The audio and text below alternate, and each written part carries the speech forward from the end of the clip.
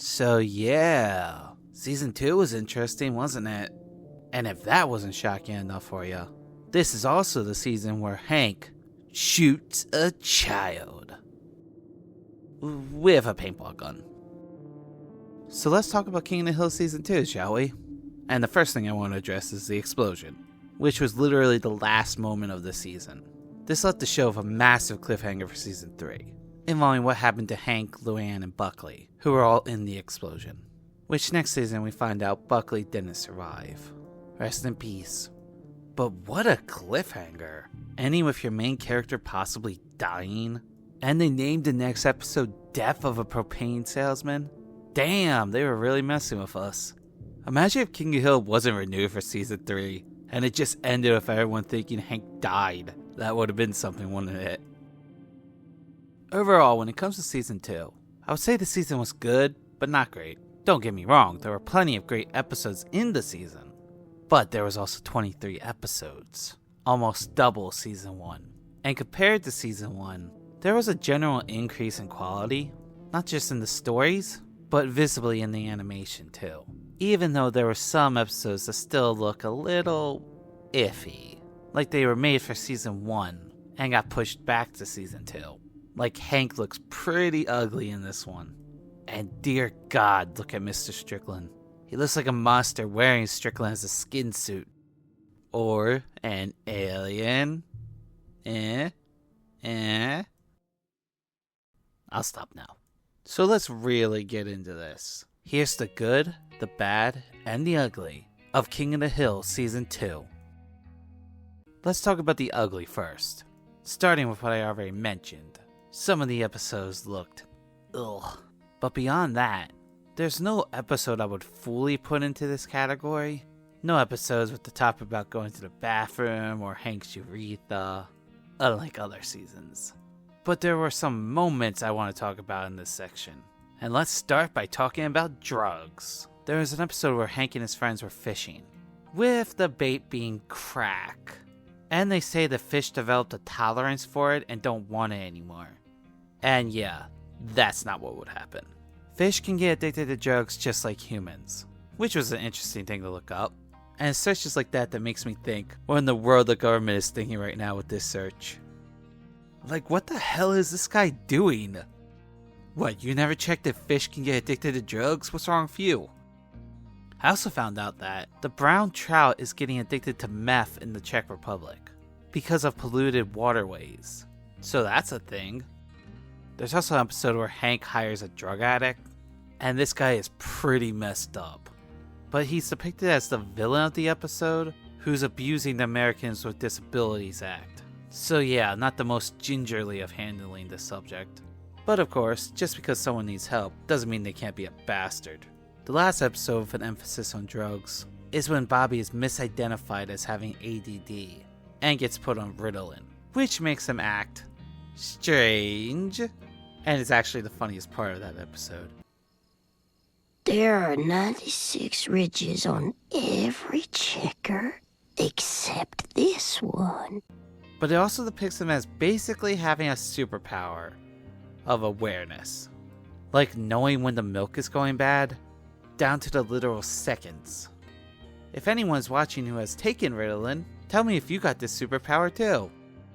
Moving on from drugs, I want to talk about 2 moments with creepy implications.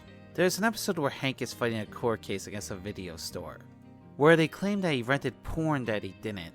And when he's presenting his evidence, he mentions this. Jailbait, a tape which marks veteran porn star Fernanda Valley's return to the adult film industry on the occasion of her 18th birthday. So you're saying there's a porn star who got famous doing CP. Yeah, that's pretty messed up, man.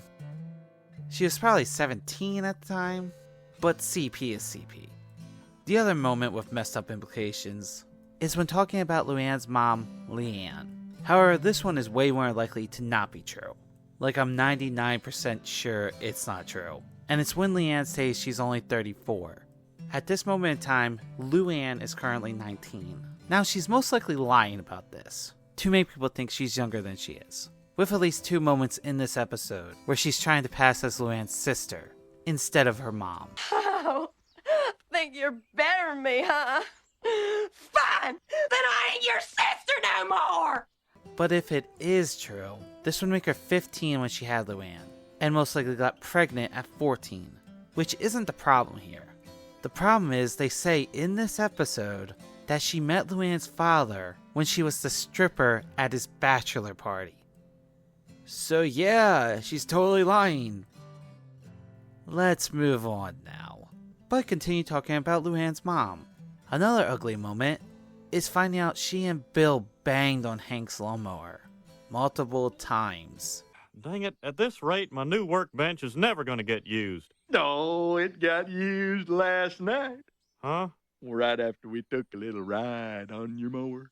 Oh! Bill, what the hell are you doing? You and your neighbors cherish your lawns and lawnmowers. They're practically sacred. To the point you went to a damn mower convention last season, and you banged on Hank's mower? You're lucky he didn't kill you. The last thing I want to talk about in the ugly section is these two sick bastards. In the episode The Unbearable Blindness of Lane, Hank walks in on his mother and boyfriend having sex. But it's not like they were in the bedroom. They did it on his kitchen table, where Hank and his family eat every meal. And that's not even the worst part. This chick has the audacity to make cookies directly on the table with her grandson. You nasty old lady. Peggy obviously gave the right reaction to this. Peggy! But this entire thing gets worse. This was Hank and his family's first meeting with this man, where Hank was already iffy about meeting him in the first place. So with that tension and uneasiness in the air, they think the best thing for them to do is bang on his kitchen table? And also, this table is in front of glass sliding doors that have no blinds, facing an alleyway that is a common hanging out spot for the neighbors. And the wooden fence parallel to the door is below eye level. They might as well banged in the driveway. At least people don't eat off it. You two are sick puppies. Y'all need Jesus. And before anyone says anything, I know her boyfriend is Jewish. But that doesn't make him a heathen! Animals! Now let's talk about the bad of Season 2. And the first thing I'm going to talk about is, of course, Nancy and John Redcorn. I hate these two, and they're generally just pieces of garbage. Poor Bill. His woman is making a fool of him. It happens. Screw you, John Redcorn. Now when talking about Season 2, there are no truly awful episodes, but there are some that I think are lesser than the others. Like the episode I just talked about, where Hank goes blind, and becomes a total idiot in the process. Dude, I could close my eyes and shave, and know if I'm shaving above my ear. Then we see this. Here you go, Bobby. What the hell? Why are you chucking presents? What if that had something in it that could break? You dumb. But I've talked about this episode way more than I ever want to again. Now I want to talk about 3 episodes at the same time.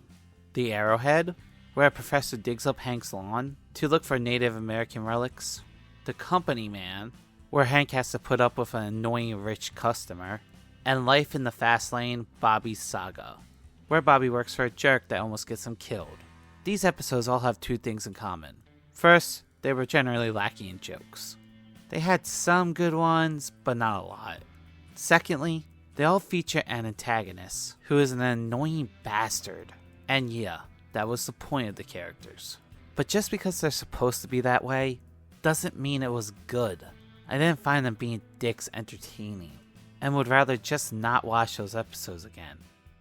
Now let's talk a little more in depth with each one, beginning with the Arrowhead, where this professor is the least egregious of the 3. He's more just a dick who manipulates Peggy the entire episode, and his only comeuppance is being repeatedly pushed in a hole. While it was funny, it was minor. But at least he had some sort of comeuppance, not like this prick in The Company Man, who is easily the most annoying of the 3. And it's just a schmuck, forcing Hank to do a bunch of stereotypical crap. just to work for his company's rival in the end. Yeah, this guy sucked. The last one involves the only character we see again, Jimmy Witchard, who might be mentally disabled, but that doesn't stop him from being a dick in this episode, and tries to get Bobby to run onto an active racetrack just to get him a soda, which makes Hank run across the track, causing a car accident. But it was just Jeff Gordon. And then Hank kicks the ass of the mentally disabled man. Hooray? Yeah, I don't know what to think about that. I mean, he almost got Bobby killed, but he's not right in the head. So yeah, moving on. Other episodes just have more bad moments in good episodes. Like there's an episode where Khan is a dick and gets him, Hank, and Dale stuck in Mexico, where they have to illegally cross the border to get back, where he is still acting like a dick, but at least he helps Hank in the end. There's an episode where Hank and Bobby unintentionally get a cat killed after vandalizing its owner's house. Yeah, poor cat. And the last thing I want to talk about in the bad section is Hank's mistreatment of Luann, particularly in the episode Texas City Twister, where Hank is just an asshole to her, wanting her to move back into her trailer where her father was stabbed, and has a lot of trauma from it, and this was all to get his den back. Wish they already had an episode in season 1 about Hank wanting Luann out of his den, where they had a touching bonding moment, and with him being cool she was in there. And this episode basically undoes that, to the point Hank doesn't even consider Luann a family member, while Luann sees Hank as a father figure. Luann is not family, she's company. Luann is 19 years old here. Hank has been married to Peggy for 13 years at this point, so he's been Luann's uncle since she was 6. Luann literally might have next to no memories of Hank not being her uncle. And he doesn't consider her family? Screw you, Hank, you dick. Heck, in this episode, Hank and Peggy have problems because of it, where he tells her to go to hell, where we see him being regretful for it, and make up with her in the end. But not with Luann. I mean, look at this cold shoulder. But with that being said, I did enjoy when you threw the sandwich at her at the end of the season. That was just funny. Yeah, so that was the bad of season 2. So now let's move to the majority of the season, and talk about the good of season 2. There are so many good episodes that I can't get into most of them, but I will talk about memorable moments from them. There's the episode where Cotton steals General Santa Anna's leg from a museum, which is actually a real thing. At the end of the episode, they try to get people to petition about getting the real leg back to Mexico. And over 25 years later, I can now tell you that the leg is still in the museum. Moving on, we get the episode where Bobby and Connie wrestle, where the winner gets put onto the wrestling team, which caused a whole gender issue in the school, leading Bobby and Connie to just have a pro wrestling match, during which Bobby's eyes start bleeding. Oh no! Well, that's what he gets for hitting Connie with a chair, you bastard. Also, Connie is a witch. Confirmed. There's also the Twister episode I mentioned earlier, which is a good episode, despite Hank being a dick in it. I mean, I just love this moment. 10 years ago, you took my shed. Did you think I'd forget that? Come on, bring it on! Ah! No, please, let me go! And this was the episode that got nominated for an Emmy this season. Not my top choice, but good for them. There's also the episode with Chris Rock, guest starring as Budasak, who starts working for Strickland at the end of the episode, but we only see him a couple of times throughout the series, and he's no longer voiced by Chris Rock. We have the episode where Bobby becomes a plus-size kid model, with Hank doing everything in his power to try to stop it, which I call BS on Hank knowing that the kids were going to start throwing donuts, because who in their right mind does that? But it was still a funny episode. We also get the episode where Snow comes to Texas, and everyone starts freaking out, with Hank and the Strickland employees rushing to give the town propane. Don't be a hero, Hank. It's too late. And of course, who could forget the legendary Manger Babies? Manger babies getting in trouble. The manger babies spreading God's message of love. Manger babies. Manger babies. Which Sir Reginald Featherbottom III is the best one, and you all know it. You Gurgle Gurgle fans are fools. Fools! Also, a side note, hey Manger Babies, if you're going to sneak into the movies, maybe not have the one sneaking in, go up to the ticket guy with the group. Also, Hank seems a little too thrilled to be playing God. Check yourself, Hank. And with all that being said, let's get to my top 3 episodes of King of the Hill Season 2. Number 3 is how to fire rifles without really trying. In this episode, Bobby shows great skill using a gun. Meaning, along with him being good at golf in Season 1, Bobby is picked at being skilled at accuracy-based sports. Just as long as he doesn't have to throw anything. Look out! Hey, man. With Bobby taking an interest in shooting, he now has something to bond with Hank about. However, Hank reveals himself to be a poser about being a gun guy, who actually freezes up whenever he aims, which stems from when he was a kid, and his father yelling at him when he tried to teach him to shoot. Even going as far to tell Hank he was going to die at war because he sucks at shooting. When Hank was still a child, Hank tries to cover up he panics when shooting by discouraging Bobby from taking up shooting, which unfortunately works. But then Peggy basically tells him to man up and stop being a dick, causing him to get psychological help for shooting. And it works, leading to him and Bobby getting second place in a father-son shooting competition. And then they walk off into the sunset. Until they realize they forgot Peggy. This is just a great episode and a solid start to the season as a whole. I really like it when they show Hank and Bobby bonding and having a shared interest. They're always good episodes, as opposed to them not liking each other's things. That mostly comes in the form of Hank hating what Bobby likes, which can be hit or miss. Save your money, mister. We're in.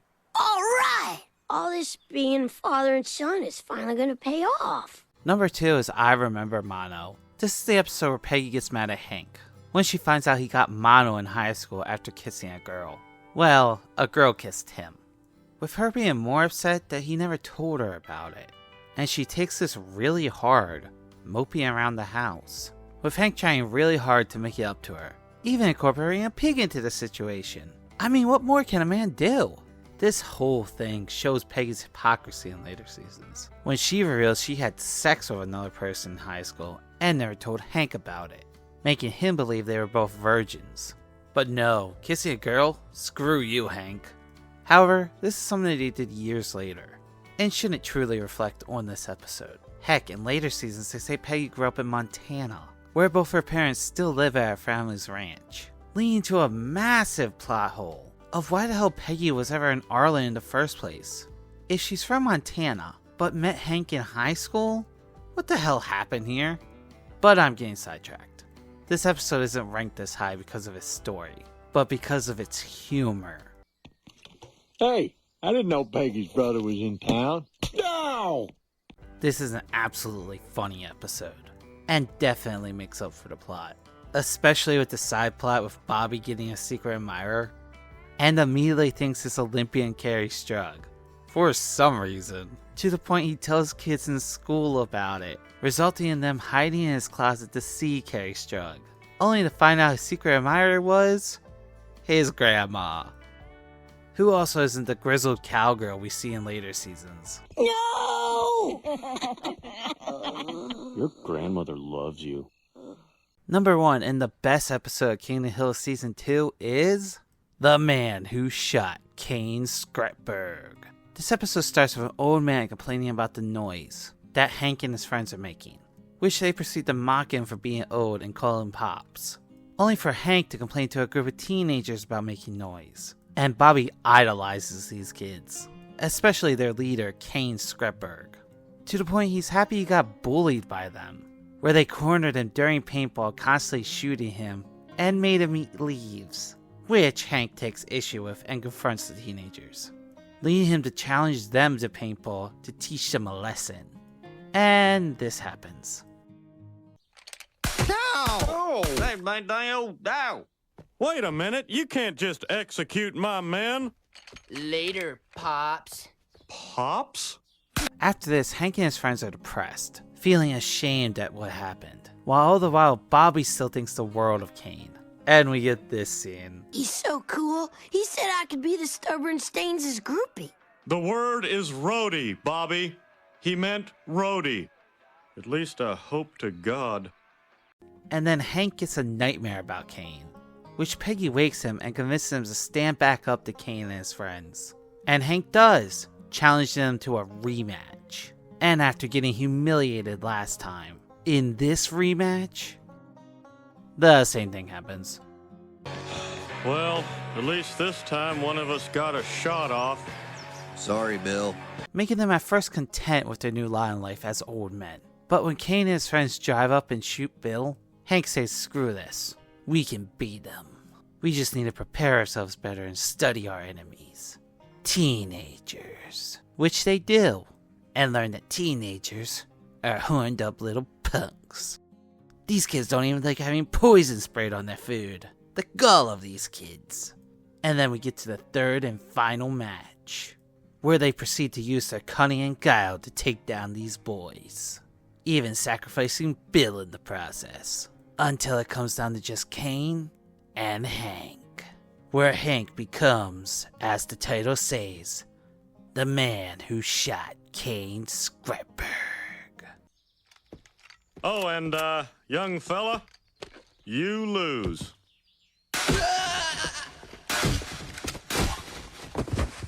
And balance is restored to the neighborhood, ending with us seeing Hank and his friends prank Kane, along with Pops. This is absolutely the best episode of King of the Hill Season 2. I love the story of Hank questioning himself, his age, and if he just can't stand up to the new generation, until beating these kids with tactical thinking, which most people would agree adults are better at than kids. Unless you're Orson Scott Card. But not only did this episode have a great story, it was hilarious from top to bottom. I spent 4 years holding guys like you upside down over toilets. I don't care how many guys you held in the men's room. And that was the good, the bad, and the ugly of King of the Hill Season 2. If you like this, why not check out my video talking about King of the Hill Season 1? Or check out another video I did recently. If you really like this video and want to support us, consider becoming a patron, like these fine people. If not, a like and subscribe goes a long way. Thanks for watching.